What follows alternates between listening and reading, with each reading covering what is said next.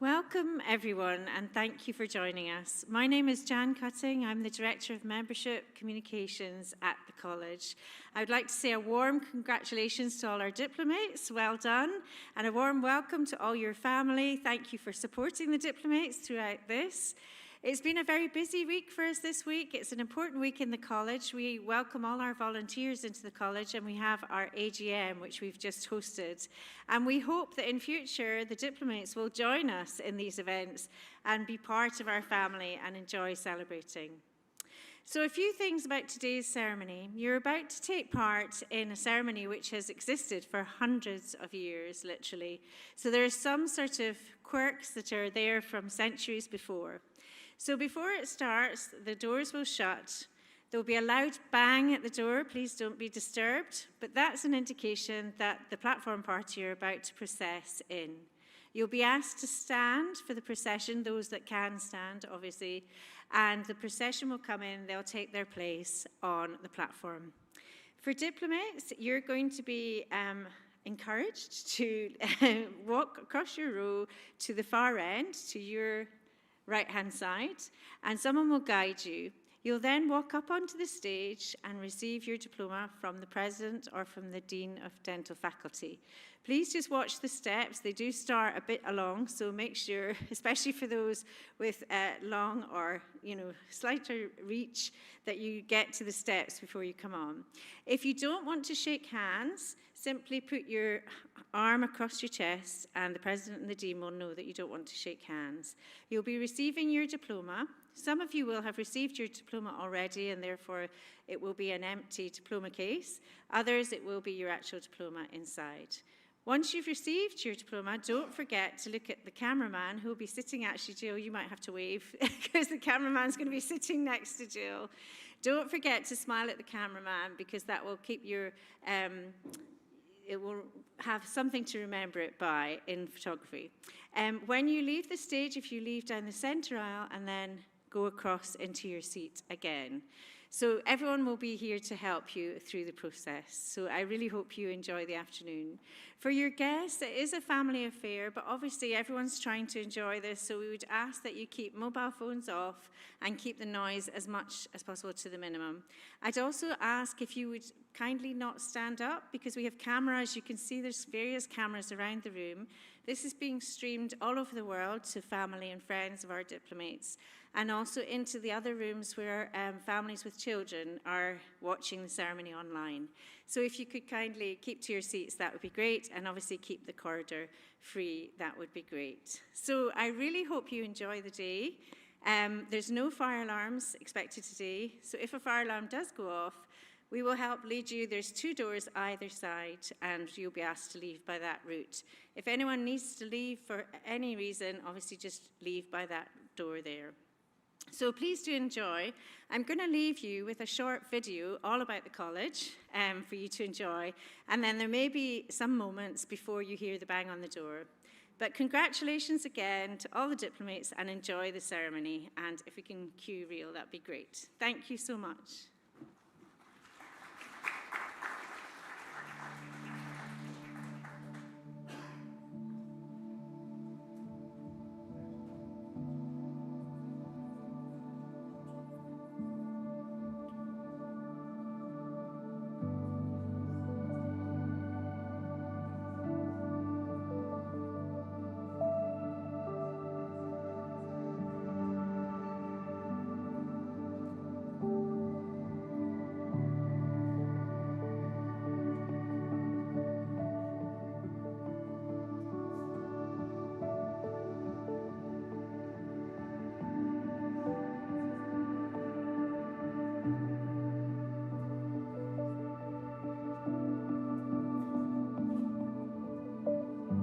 Welcome to the Royal College of Surgeons of Edinburgh.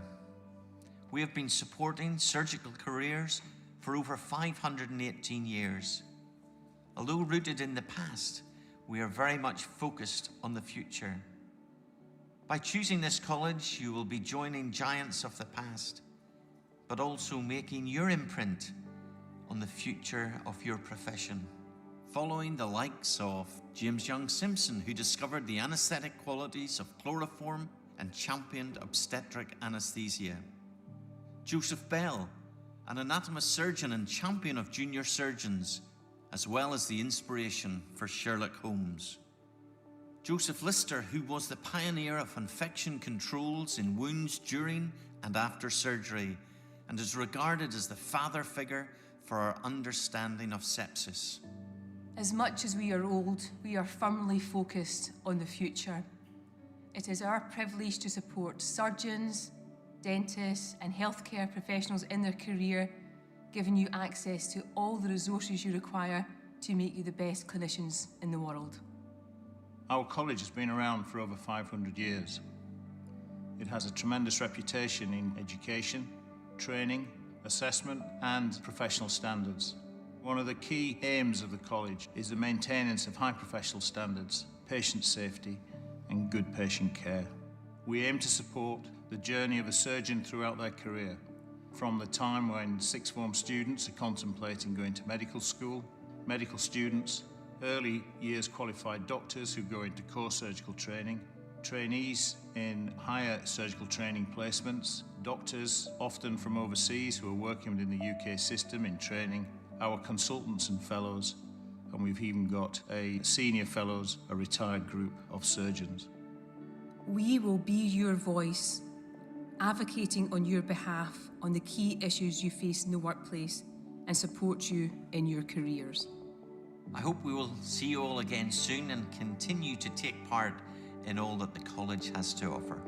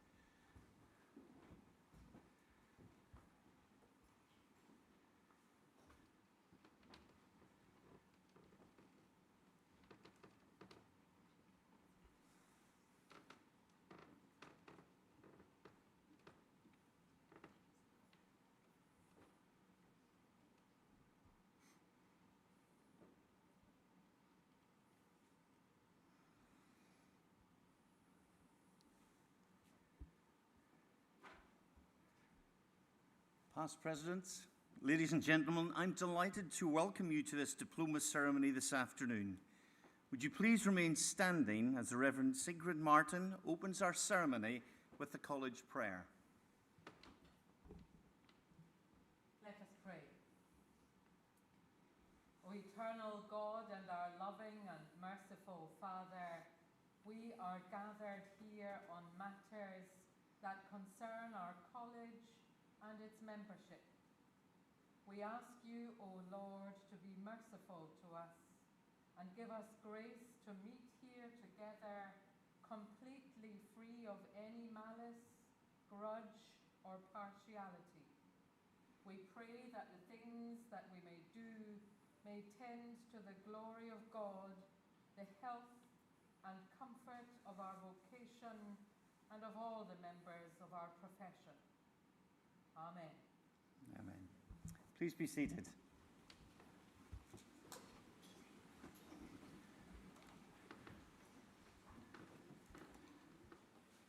Well, I'd like to welcome you all here today, including those watching online and perhaps located overseas. We really want you to enjoy this special day, and please feel free to take photographs and to applaud at the appropriate moments. Firstly, I want to congratulate all our diplomats today. You've all worked so hard to succeed in your respective assessments and examinations, and you should be really proud of your achievements. I do trust that you will enjoy your day and celebrate with those who are with you here today. We do want to pay tribute to spouses, partners, parents, children, relatives, family, friends, and colleagues who have supported and helped you on your professional journey so far. And what I'd like you to do in a moment is I'm going to ask all our diplomats to stand, to turn to your left, and give a huge round of applause to those who are with you today. Or if they're watching online, look at the camera at the back of the hall. Will you do that? Let's stand, turn to your left, and applaud those who have supported you.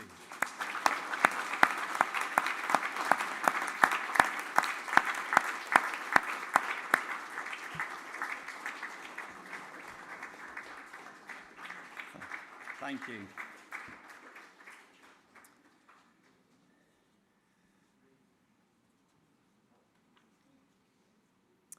We have a lot of children here today. Some may be in the main hall. Many will be in various rooms around the campus.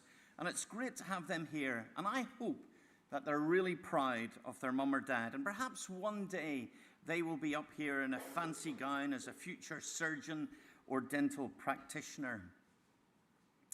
You are incredibly privileged today because on the platform party are the 7 living past presidents of the Royal College of Surgeons of Edinburgh, the senior leadership of this college for the last 24 consecutive years. So this is a very special diploma ceremony. Now, I'd like to tell you a little bit about the college that you diplomats are joining. This institution was established more than 500 years ago and is said to be the oldest surgical incorporation in the world. The Charter of Privileges imposed very clear obligations and duties, and I quote, "No person could occupy or practice the craft of surgery unless he or she be worthy and expert in all points belonging to the said craft, and had been diligently and expertly examined and admitted to the college by the masters of the craft." King James IV, whose portrait is above the door on your left, ratified the seal of cause a year later in 1506.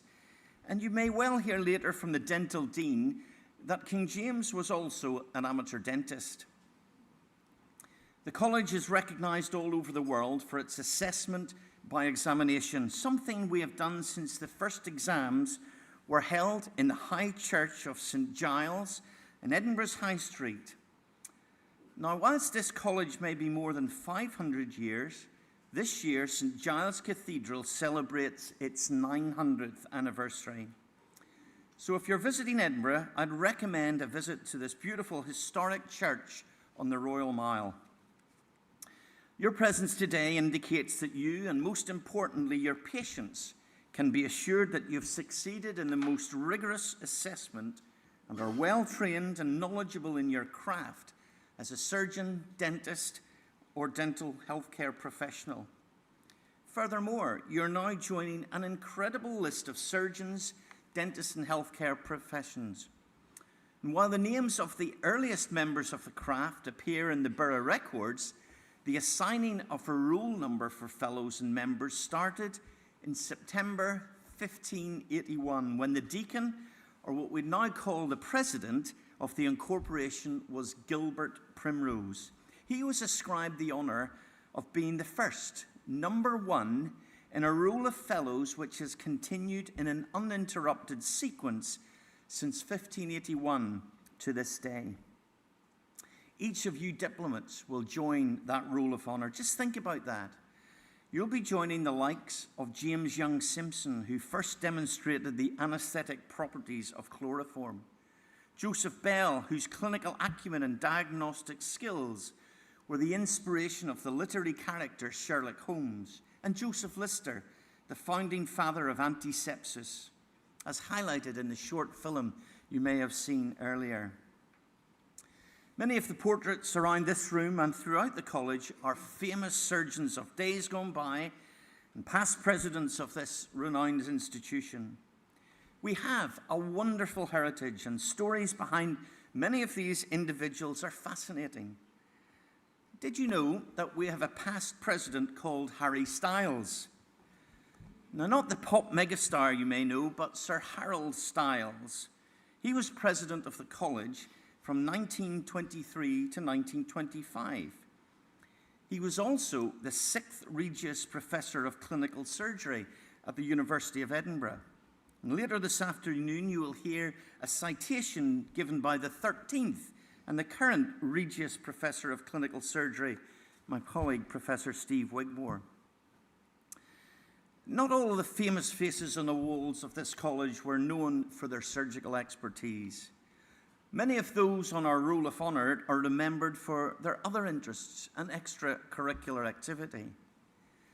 John Rattray successfully passed his fellowship with the Royal College of Surgeons of Edinburgh in 1740. He was a champion archer, an outstanding golfer, and is accredited with writing the first rules of golf. William Purvis was another surgeon with a passion for golf and was influential in introducing the system of handicap to golf. John Chain, he was president from 1897 to 1899, but he was also the first president of the Scottish Rugby Union. Others were outstanding musicians, artists, actors, writers, designers, and the list goes on. So who knows what you will achieve? Perhaps someone here this afternoon will discover a cure for cancer, invent a revolutionary new surgical technique, or win the Nobel Prize for Medicine. But my advice to you all is that you put your families first. You have some outside interests and hobbies to ensure that you have a healthy work-life balance. Now, I suspect you may have noticed, but everyone I have mentioned so far today has been male. And that was the way things were up until the end of the 19th century. Alice Mabel Edwards-Hunter was the first female fellow of the Royal College of Surgeons of Edinburgh. She was born at the end of the 19th century in India, where her father was an officer in the Indian Army. She passed her RCSEd in 1920, just over 100 years ago, becoming the first woman to be thus qualified. She returned to work in India and was subsequently recognized with an honor, a national honor from the Indian government for her years of clinical service. Our first elected female member of council in 1984 was Caroline Doig. And in recognition of these two famous female surgeons and fellows of our college, we have a very prestigious Hunter Doig Medal, to which all female members and fellows are eligible to apply. And I would encourage you to do that if you're eligible. Today, we're really well represented with 5 female members of council, including our first female vice president, Dr. Claire McNaught. So we have come a long way in the past 100 years. And this afternoon, approximately 40% of our new diplomates are female. Our college membership now extends to over 32,000 fellows, members, associates and affiliates from almost 140 different countries across the world. Attending today, we have diplomats from Australia, Bangladesh, Croatia, Egypt, India, Iraq, Malaysia, Nepal, Nigeria, Pakistan, Romania, Russia, Saudi Arabia, Sri Lanka, Sudan, Syria, the United States of America, and from all corners of the United Kingdom, including Glasgow. We are proud of the wonderful heritage that we have from our base here in Edinburgh, but we also recognise the need to support members and fellows wherever they live. In 2014, we established our base in Birmingham, which provides hugely important facilities for courses and meetings within easy reach of all our English and Welsh-based membership. In 2018, we opened our international office in Kuala Lumpur, Malaysia, with an aim to enhance and support the education, assessment and training in that country, but more importantly, to serve all of the ASEAN region. As well as our various offices, we have also a network of regional surgical ambassadors in the United Kingdom and international surgical ambassadors available to provide support wherever you are in the world. Now, whilst we know that the Royal College of Surgeons of Edinburgh is the oldest surgical college in the world, it is not the only one in Great Britain and Ireland. And we really work hard, we work collaboratively to provide a common voice for surgery and dentistry, while ensuring that we represent a truly distinctive and proud independent college. I wish to emphasise that while our college may be more than 500 years old, it's also important to remember that you're joining a college that is current, modern, innovative and dynamic. Robotic surgery is one example where the college is leading the way in providing education and training in this new technology. We've produced guidelines, developed training courses and produced online resources. And we have a fabulous robotics training centre here in the college and host regular webinars using world-renowned experts to highlight innovative techniques and practice. There's just so much going on and so many activities that you can get involved in now. We have faculties for pre-hospital care, peri-operative care, for surgical trainers, dental trainers, and those with an interest in remote, rural, and humanitarian healthcare. And some of our graduates here today are from these faculties. We also have a vibrant trainees committee and a wonderful younger fellows group. And I would encourage all of our surgical diplomats to consider getting involved in some of these faculties, representative groups, and committees. These are great opportunities for all of you to be innovative and lead change, especially if you're based overseas, as we need to have representation from all parts of our global family. I can honestly say that many, if not most, of our pioneering and successful initiatives come from our trainees committee, with the chair being a full member of council. We also advocate for our fellows and members. And since 2017, we have led a campaign against bullying and undermining in the workplace, with resources and courses to support those who have been affected by such adverse workplace behaviours. And following the horrendous reports of sexual misconduct in surgery, we have extended this under our banner, Let's Remove It, with a poster campaign, a new code of conduct for all associated with this college, and engagement with the Departments of Health, postgraduate deaneries and employers throughout the UK. By providing a strong voice, our aim is to eradicate unwanted behaviours and actions and ensure the workplace is safe for all healthcare professionals. Everything we do at the college is dedicated to helping you and our global network of fellows and members to provide the best possible care for your patients. But we need your commitment and engagement such that you can feel proud of your college, use what we have to offer, and play your part in the development of this innovative, forward-looking, and above all, really friendly institution. For those of you getting your membership diplomas today, I trust that as a college we can support you in working towards your fellowship.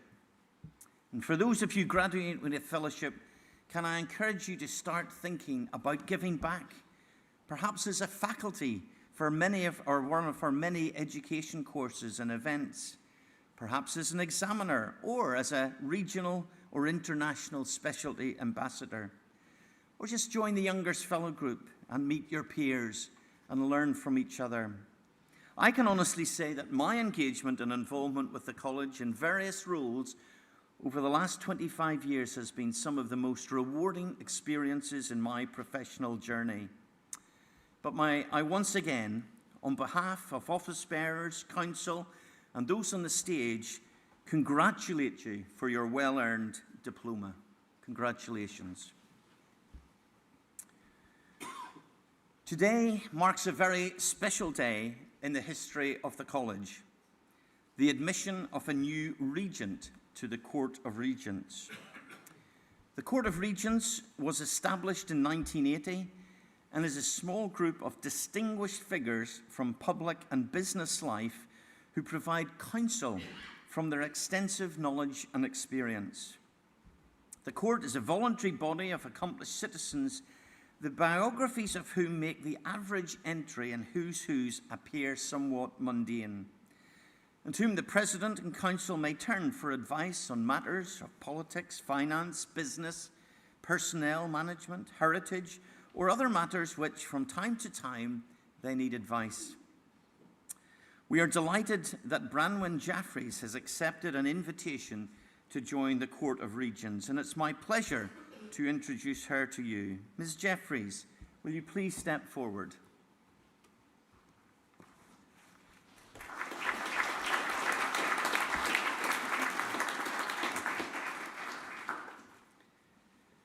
Branwen Jeffries is a journalist and broadcaster who in 2015 became the first education editor for BBC News, writing, broadcasting and presenting news and documentaries on the lives of young people. A consistent aspect of her work over more than 3 decades has been in the impact of social policy on the lived experiences of those using public services. Branwen was on the board of the Health Foundation for 9 years as a governor. It followed almost a decade in which she was a senior health correspondent for BBC News. In that role, she set up an award-winning tracker of emergency waits, reported on alcohol unit pricing, explored the ethics of rationing healthcare, and engaged in many debates, including addressing a closed session of senior US and UK health officials in Washington. Her late father, Eirig Jeffries, was an orthopedic surgeon and a fellow of this college. We are sure that Ms. Jeffries' personal skills and attributes will serve us well in many areas, and we welcome her as a regent to the college.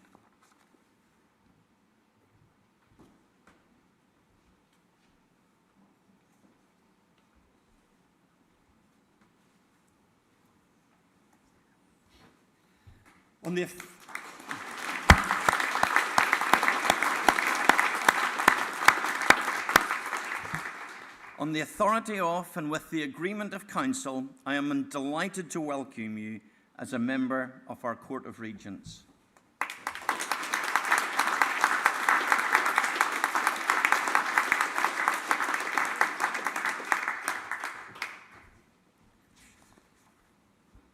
Diplomats, before you take your seat in an act which is the public recognition of your standing as a surgeon, we require that you affirm the Declaration of Entrance, which the Honorary Secretary will now read.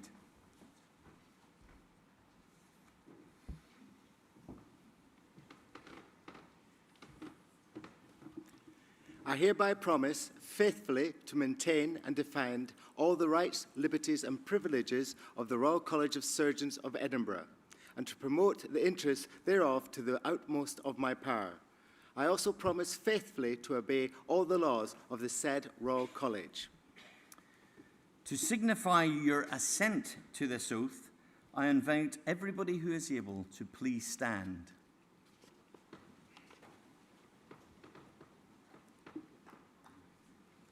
Thank you. Please be seated. As you will know, the Faculty of Dental Surgery is sharing in this diploma ceremony, and I shall ask Professor Grant McIntyre, Dean of the Dental Faculty, to take the chair for part of the ceremony.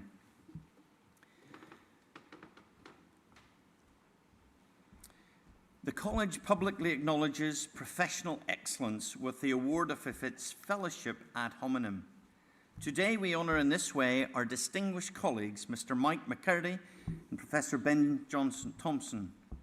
Mr. McCurdy, will you please step forward? Vice President McNaught, will you now present Mr. McCurdy for admission to the Fellowship ad hominem?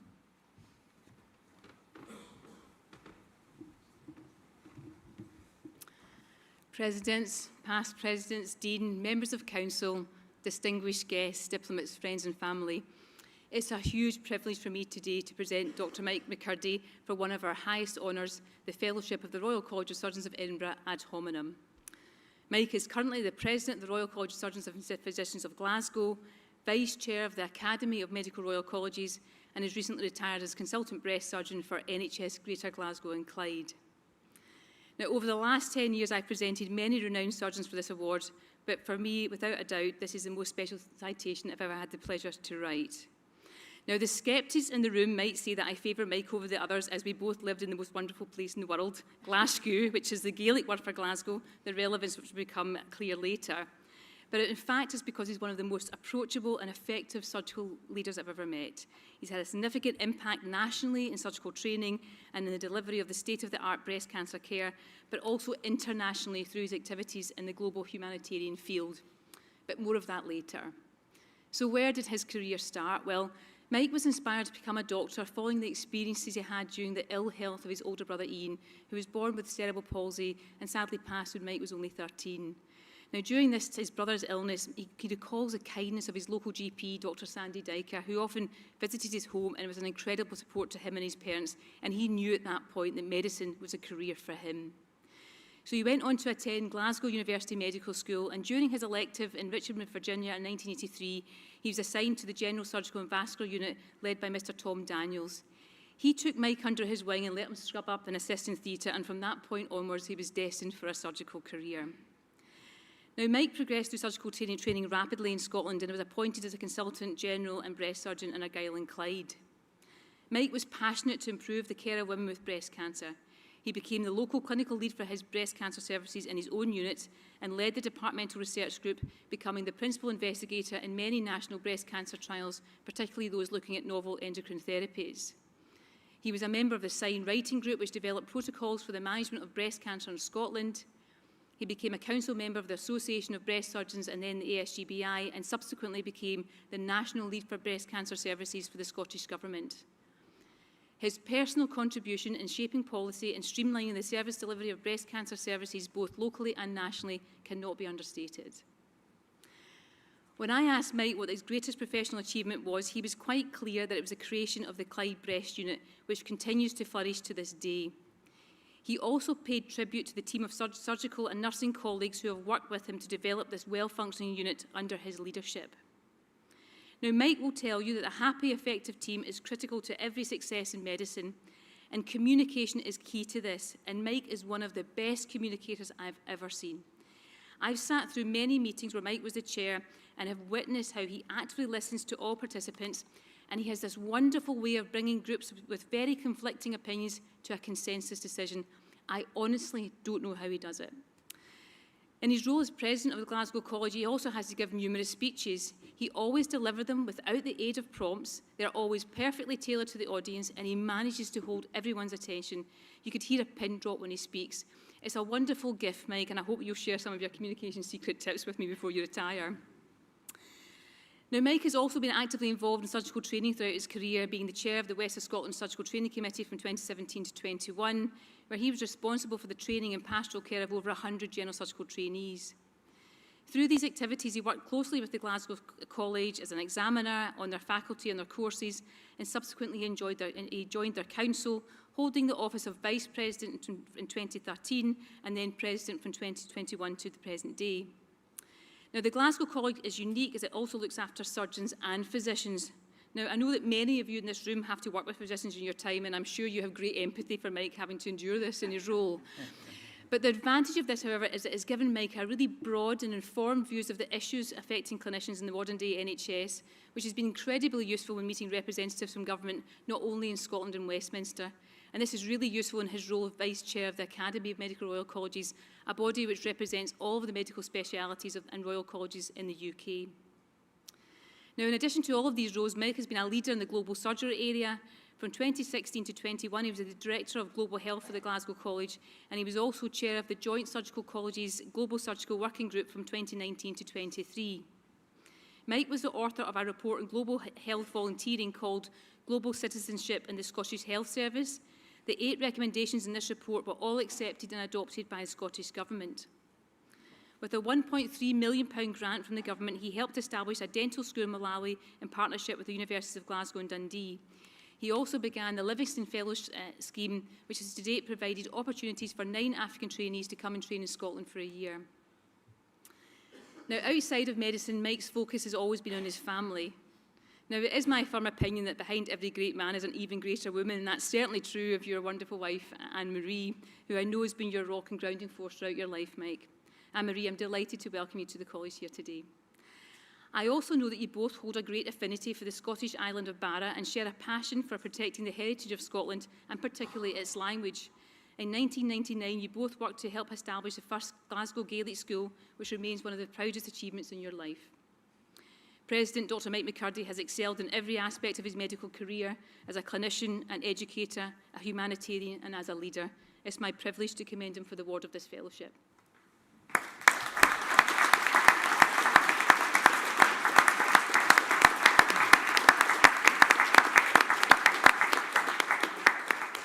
Mr. McCurdy, would you please sign the Fellows' Rule?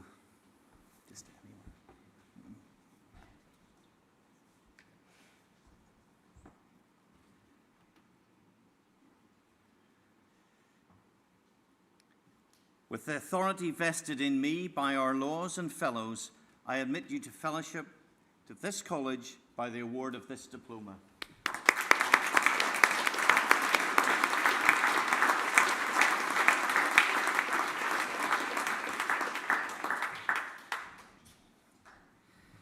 Professor Thompson, will you please step forward?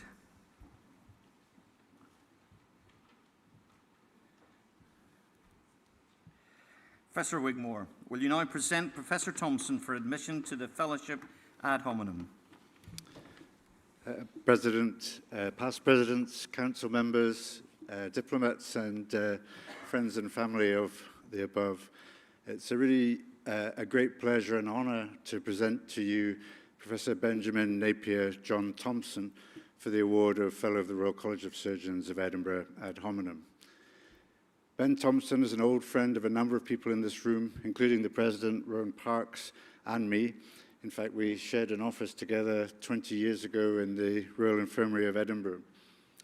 He's also an old friend of the city and the Royal College of Surgeons of Edinburgh, and his connection with Scotland goes back in history with his great-grandfather actually emigrating from Cramond in Edinburgh many years ago on his way to Australia. And more recently, his youngest child, James, being born in the Royal Infirmary of Edinburgh in 2003. I'm actually wearing a Thompson tie in honour of Ben and his wife today. So Professor Thompson is an Australian surgeon of great distinction and national and international reputation. He was born into a medical family. His father was an academic neurosurgeon in Melbourne, and Ben inevitably followed his father's footsteps at least part of the way, graduating in medicine and then training in surgery, but then deviated from a neurosurgical career, becoming more interested in general surgery, particularly hepatobiliary surgery and trauma. And that's where his expertise lies, and he's particularly an expert in bile duct injury, repairing rather than causing, and in biliary and liver trauma. He came to Edinburgh in 2002 as a lecturer at the Royal Infirmary of Edinburgh with Professor James Garden.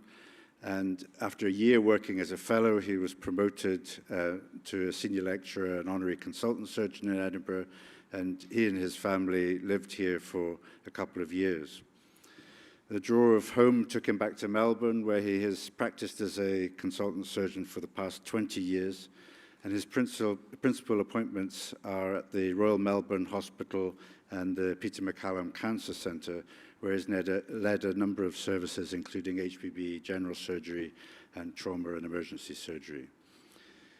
Ben is a member of the Victorian State Medical Assistance Team and was deployed to Samoa as part of the Australian National Medical Assistance Team in the wake of the terrible 2009 tsunami that devastated those islands. And for this service, he was awarded the Humanitarian Service Medal in 2014. Professor Thompson holds fellowships of the Royal Australian Colleges of Surgeons, the American College of Surgeons, and the Gastroenterological Society of Australia. He is widely published and an incredibly modest man who is now the senior voice in his region as the Chief Surgical Advisor to the state of Victoria, which I'm informed is slightly larger in terms of population than Scotland. Remarkably, he holds this post in spite of thinking that when the Premier of Victoria, Daniel Andrews, telephoned him for medical advice in the middle of the night, that it was one of his friends kidding him on. Thankfully, he realized his initial mistake very quickly and corrected himself before he embarrassed himself. Ben would almost certainly say that his greatest achievement in life is his family, and his wife, Megan, and his daughter, Alicia, and her partner are in Edinburgh. Megan's with us here today to celebrate his honorary fellowship with him. I know that his other kids, Jesse, Amelia, and James, and his mum and dad back in Melbourne will be cheering him on from the other side of the world, along with his wider family. And so, President, I present to you for the award of Fellowship ad Hominum, Professor Ben Thompson.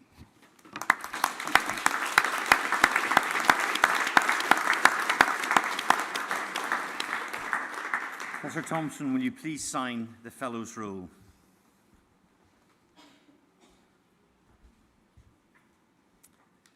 With the authority vested in me by our laws and fellows, I admit you to fellowship of this college by the award of this diploma.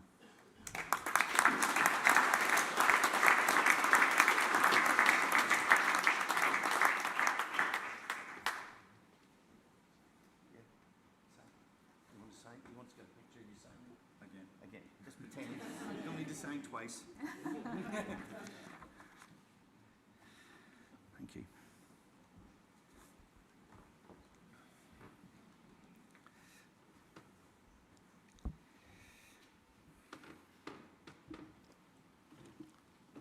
President, I present for the award of Fellowship in Surgery Without Examination, Dr. Jose Manuel Marchena.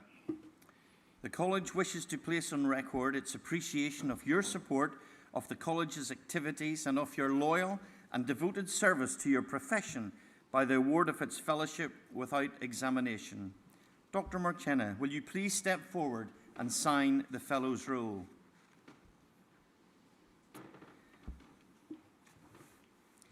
Dr. Marchena obtained his basic dental degree from Harvard School of Dental Medicine in 1996 and his medical degree from Harvard University in 1998.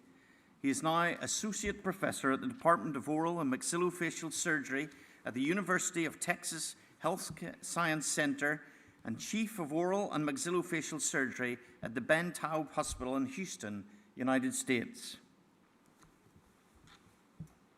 With the authority vested in me by our laws and fellows, I admit you to fellowship of this college by the award of this diploma.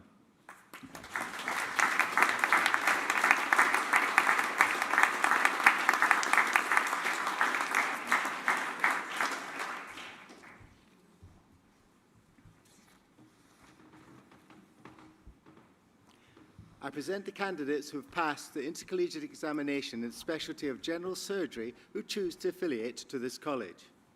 Mohammed Mustafa Abu Samra, Mansour University, Egypt.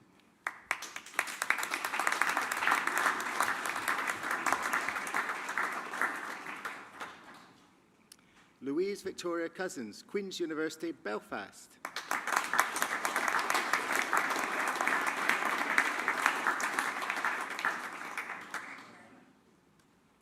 Firas Abdul Rahim El Hanafi, University of Khartoum, Sudan.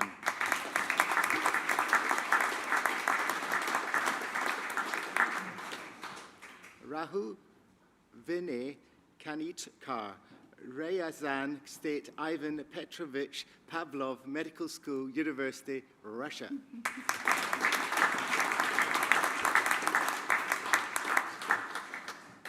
I present the candidate who has passed the intercollegiate examination in the specialty of neurosurgery, who chooses to affiliate to this college. Umar Mohammed Abdel Monem Abdel Aziz Ammar, Menufia University, Egypt.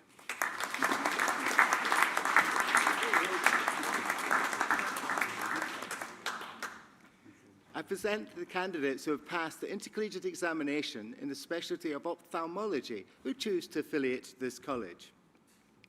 Sobi Mohammed Zahir Al-Razzouk, University of Aleppo, Syria.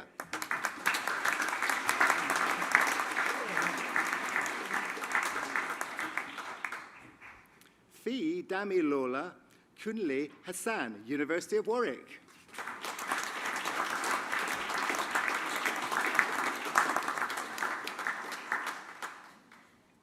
I present the candidates who have passed the intercollegiate examination in the specialty of trauma and orthopedic surgery, who choose to affiliate to this college.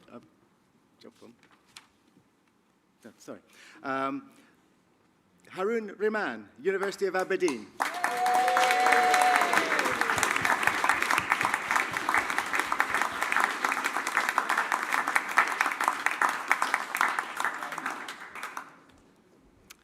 Lynette Spalding, Newcastle University.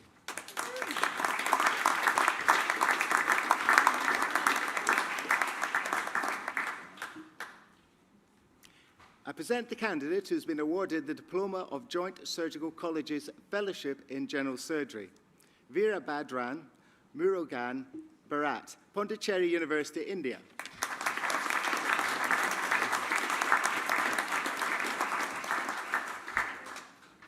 I present the candidates who have been awarded the Diploma of Fellowship of the Faculty of Remote, Rural and Humanitarian Healthcare, Timothy Sanders, University of Wales.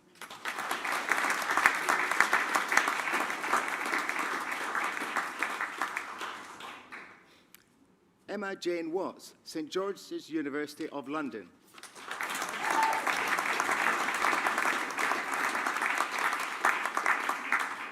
I present the candidate who's been awarded the Diploma of Fellowship of the Faculty of Surgical Trainers, Harun Rehman, University of Aberdeen.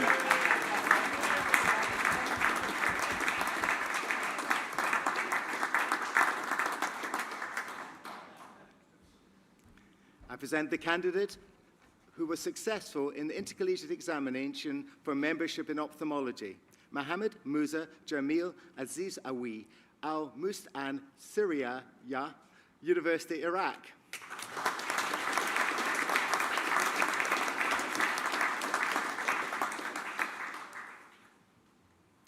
I present the candidates who were successful in the intercollegiate examination for membership in otolaryngology, Faizan Shah, University of Aberdeen.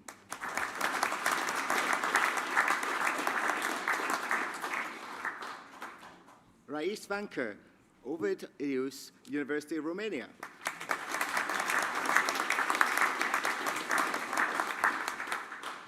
I present the candidates who were successful in the intercollegiate examination for membership in surgery in general.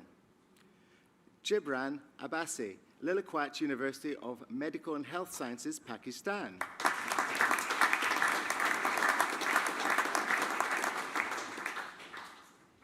Saif Ahmad, Northeast Hill University, India.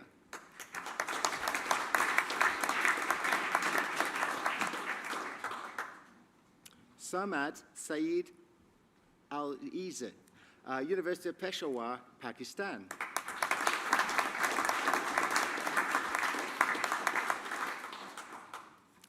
Amy Price, University of Glasgow.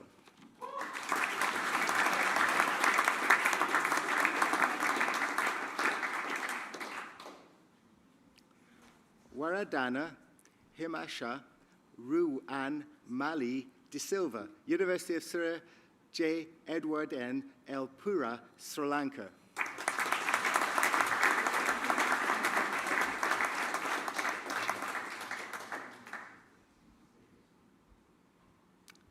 I'm going to go a bit off script.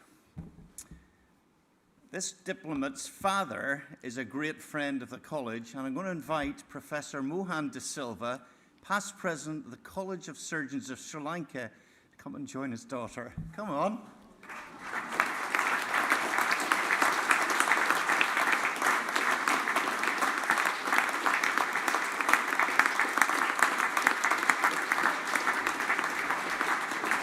Mohan is a fellow of this college. He's an HPB surgeon, which is even better. But it's wonderful to share this experience with your daughter. I'm going to gown you, Mohan, and join your daughter. Oh.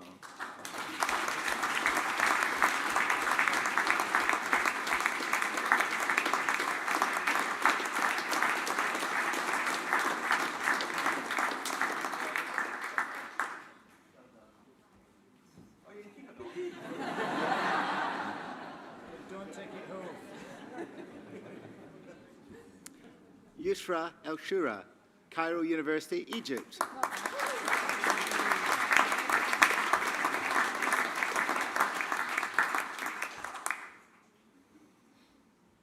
Abdul Wahab Haider, University of Health Sciences, Lahore, Pakistan.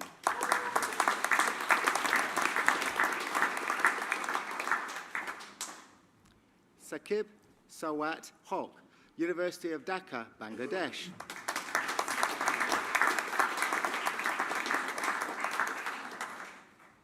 Dilakshar Gayashan Kanda Duraje, University of Surrey J. Edward and Pura, Sri Lanka.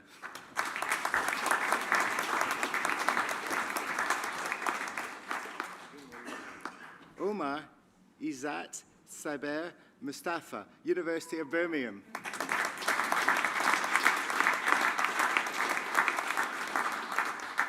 Abhishek Neopen, University of Dhaka, Bangladesh.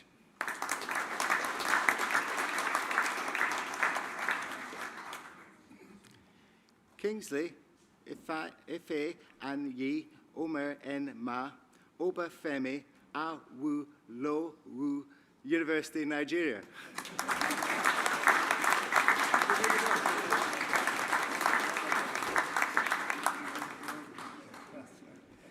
Mohammed Masad Abdel Rahman Mohammed Al Kalwena, Suez Canal University, Egypt.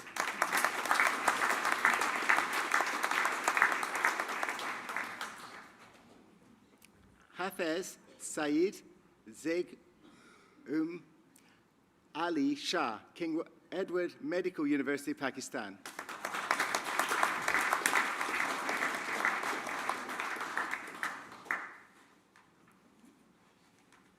Shah Ji Ud Din, King Edward Medical University, Pakistan.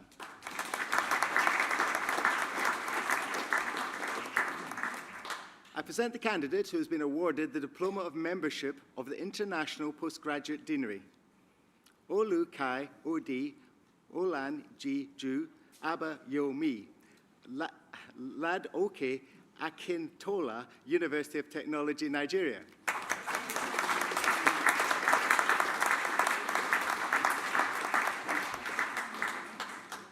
I present the candidate who has been awarded the Diploma in Urgent Medical Care, Timothy Sanders, University of Wales.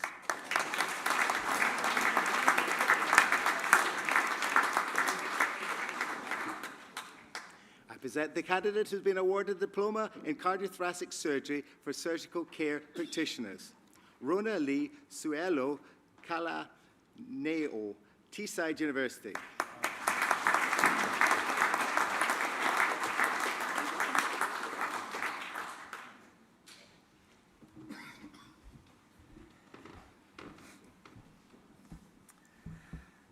I shall now ask Professor Grant McIntyre, Dean of the Dental Faculty, to take the chair. Dean.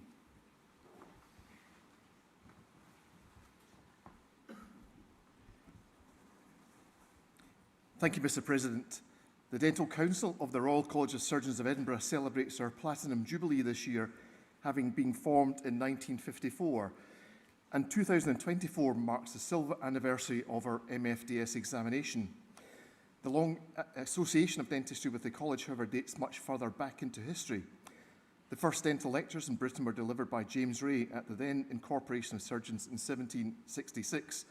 He was one of 4 generations of the Ray family to be involved in dentistry in Edinburgh. The first regular clinical dentistry course was led by John Smith in 1786, who later became college president. Around that time, there were a variety of people undertaking what we would call dentistry today, with craftsmen such as goldsmiths, silversmiths, watch repairers, as well as chemists and druggists, and rightly named surgeon-dentists providing dental care. Dentistry has come a long way since then. Training was voluntary until the Dentists Act of 1878, and our college, along with the Glasgow Royal College, became the bodies responsible for granting dental diplomas in Scotland. I'm sure you will take note, Mr McCurdy. It took until 1895 for the first diplomas in Scotland and the first female dentist to officially qualify in Britain. She was Lillian Lindsay, who obtained her licentiate in dental surgery from our college in 1895. The Royal College of Surgeons of Edinburgh has the largest faculty of dental surgery among all of the UK Royal Colleges, and we are rooted in your career journey from university through to retirement, with a focus on education, examination and engagement. Dental Council provides coordination for our activities, including quality assurance of training programmes through our innovative accreditation scheme, education for all members of the dental team, and most importantly, reassurance that you as our diplomats provide a high level of patient safety by passing our rigorous examinations. Diplomats, did you know that in 2024, our faculty will have examined nearly 2,000 candidates during 42 exam diets across 27 centres in the world? As a faculty, we work hard for our members and fellows and are proactive in advocacy around the globe. Your faculty is specifically lobbying for improvements in access to dental care within the UK, with head and neck cancer expected to rise by 30% by 2032. We are working in conjunction with the patient safety work across the college and encouraging all 4 of the UK governments to improve the detection as well as the lives of all of those affected by cancer, specifically through legislation relating to tobacco and vaping. And through our Policy and Public Affairs unit based in the Birmingham Centre, we are also engaging with all of the political parties to ensure that the shortcomings of the current NHS dental system are addressed through the UK Government NHS Change campaign. As our President implied earlier, our royal patronage extends much further back into the early beginnings of our college. King James IV ascended to the Scottish throne at the age of 13 and became one of the most successful Stuart monarchs, laying the ground for the subsequent union of the crowns through his marriage to Margaret Tudor. As a Renaissance king, he was patron of the arts and took a keen interest in the law, the literature and science, and he was the first known king to promote golf and football over archery. King James IV also introduced compulsory schooling to the education of the Scottish children, and he also introduced the printing press to Scotland in 1507. You might not have known until today that King James IV was also interested in healthcare, and he enjoyed practicing the art of dental surgery, an interest which began in 1503 when the then king summoned a barber to extract one of his teeth. He subsequently explored his interest with a variety of surgical instruments and invited his subjects to present to him if they required extraction of a diseased or painful tooth. His business model was, however, somewhat flawed, as he paid his subjects 14 shillings, or 463 sterling pounds in today's currency, for the privilege of each extraction. King James IV also undertook some less conventional activities and was patron of alchemy, seeking to discover the alchemist's holy grail, the fifth element or quintessence, which he initially had believed would turn base metals into gold and even to create the elixir of life. A key ingredient of aquavitae was aquavitae, which James IV and his colleagues pioneered along with the then powerful clergy.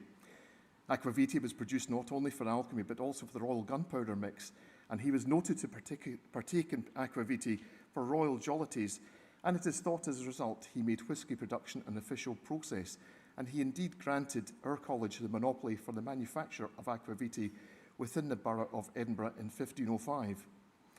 I will leave it to you to consider if our college should have retained the right to produce aquavitae. You may wonder why our college celebrates the unicorn as one of our symbols. King James IV extensively used the classic European unicorn in Scottish heraldry, as the unicorn represents freedom, purity, innocence, and it is also known as the horse of healing, and it is capable of neutralising any poison. James IV introduced the European unicorn to all aspects of life, including civic monuments and coinage, with both the European unicorn and half-unicorn coins becoming valuable currency and royal gifts.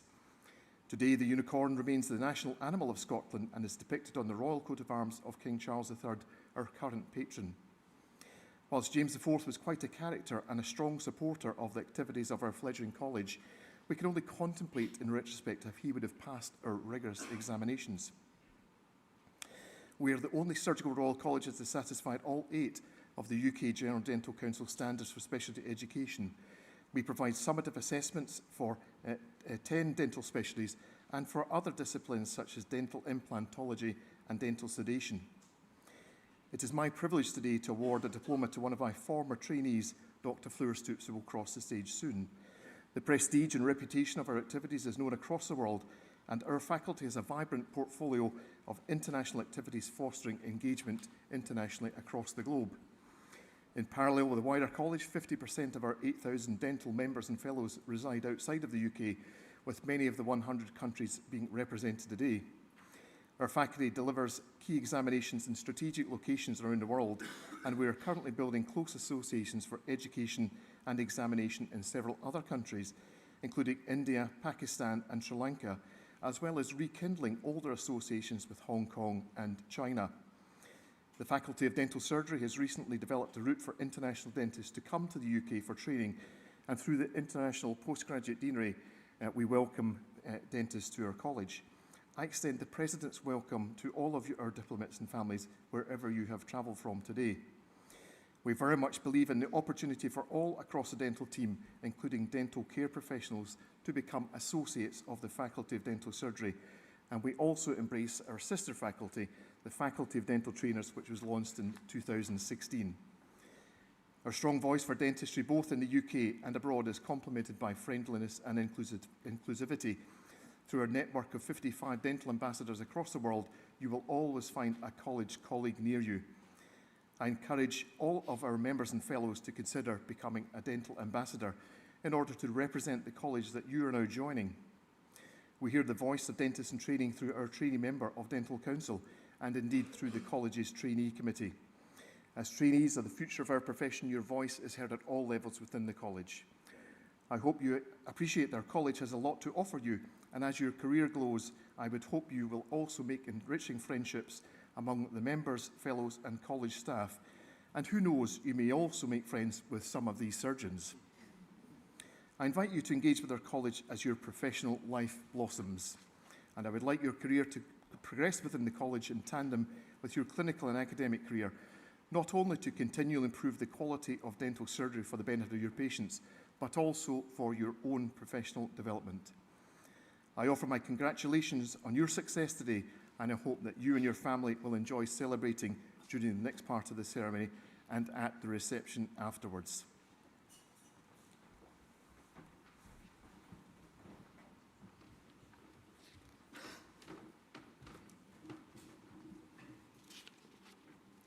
I present the candidate who has been successful in the examination for the Diploma of Fellowship in the Specialty of Orthodontics, Fleur Rachel Stoops, Peninsula College of Medicine and Dentistry.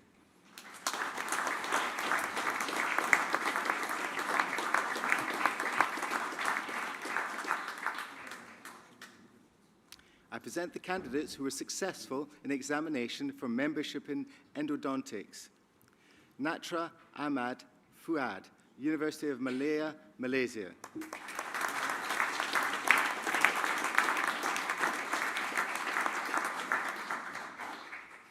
Omar Atira Alza Rani, King Abdul Aziz University, Saudi Arabia.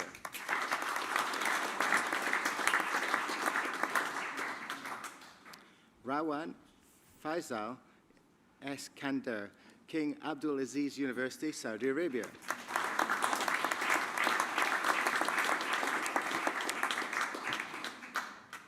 present the candidate who was successful in the examination for membership in pediatric dentistry, Nora Salah Al-Nasayan, Imam Abdul Rahman bin Faisal, University, Saudi Arabia.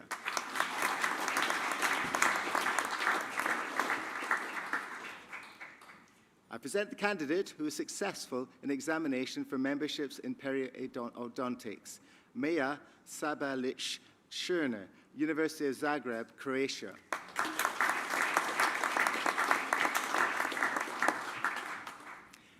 I present the candidate who was successful in examination for membership in prosthodontics, Hiren Vagela, University of London.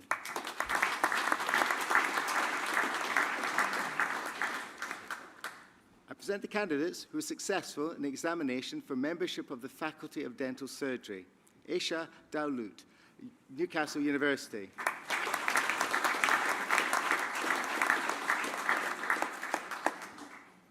Anupama Khan, University of Leeds.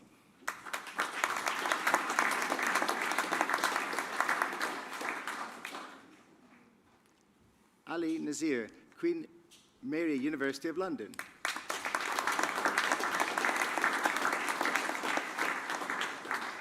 I present the candidates who have been awarded the Diploma in Orthodontic Therapy. Melissa Almark, University of Central Lancashire.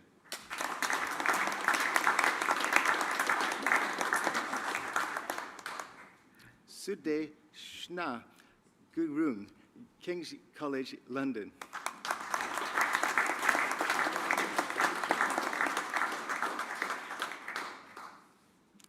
Leanne Rebecca Johnston Ellsworth, University of Dental Hospital of Manchester.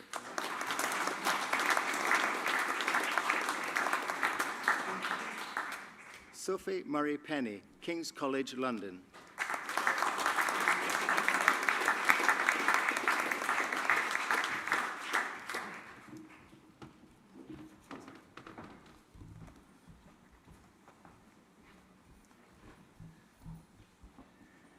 To close today's ceremony, it gives me great pleasure to ask Mr. Mike McCurdy to address the diplomats.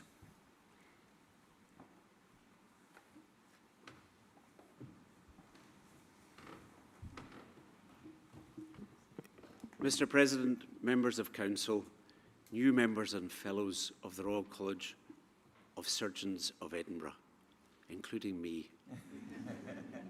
What a day. This is just tremendous, isn't it? You're thrilled. I could see that on your faces as you came up onto the stage to receive your diplomas, and each of you deserved those round of applause because you have worked so hard. You've come home after long days of on-call, switched on your desk lamp, opened up your laptops, and you've studied and prepared for these examinations, and you've satisfied the examiners, and you deserve everybody's congratulations here today. But for me, a boy from Glasgow, to make the journey through here to Edinburgh today and be recognised in this city, in this college, wow. I am thrilled.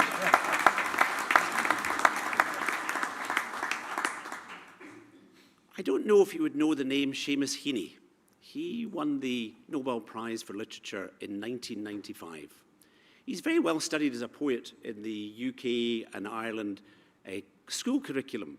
Very famous poems, Midterm Break, about a boy called home from school on the death of a family member.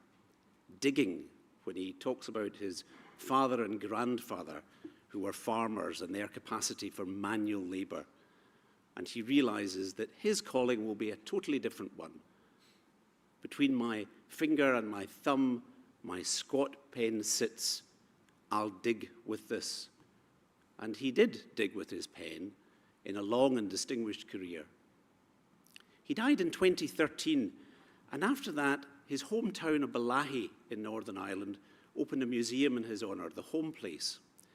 And just before I took up office as president of the Glasgow College, I had the opportunity to go and visit Balahi and go and visit that museum. And it's filled with all the things that you would expect in a writer's museum. They've even got his old pen, his duffel coat, artefacts from his life. He was a real polymath. He was the professor of poetry at Oxford and Harvard.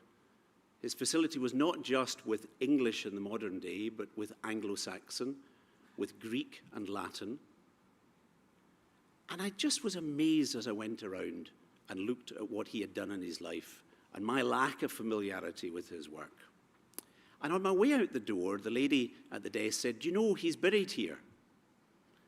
And I thought, well, I've got time, I'll go and look and see where he's buried. And I drove round to the other end of town and into the graveyard, and there was his stone, and on it his dates, 1939 to 2013, and below it his epitaph, "Walk on air against your better judgment."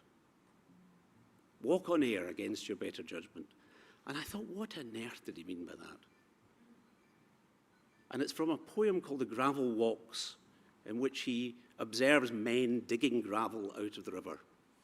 Heavy shovel after heavy shovelful, loaded into wheelbarrows, which they then pushed bent double up the riverbank.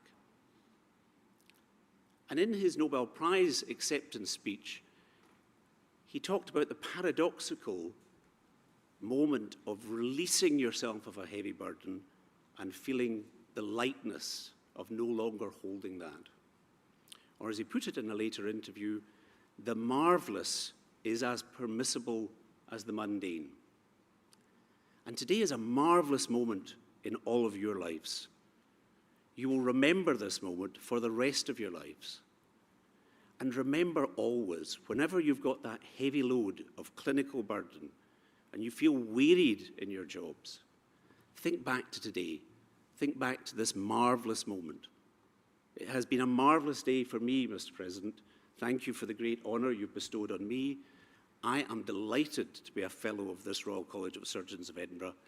I'm sure all of you are delighted to be members and fellows. And remember, the example of this institution since 1505, doing marvellous things for the professions of surgery and dentistry and other walks of healthcare, not just here in the UK, but all across the world. And remember this marvellous day. The marvellous is as permissible as the mundane. Walk on air against your better judgment.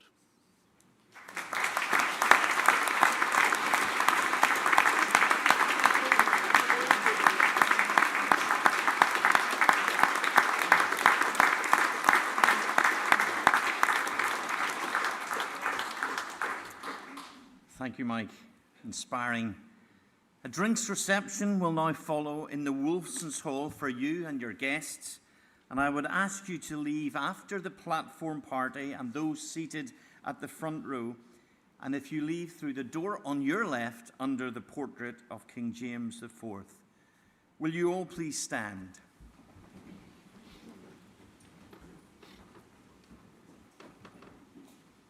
Reverend Martin, will you ask a blessing?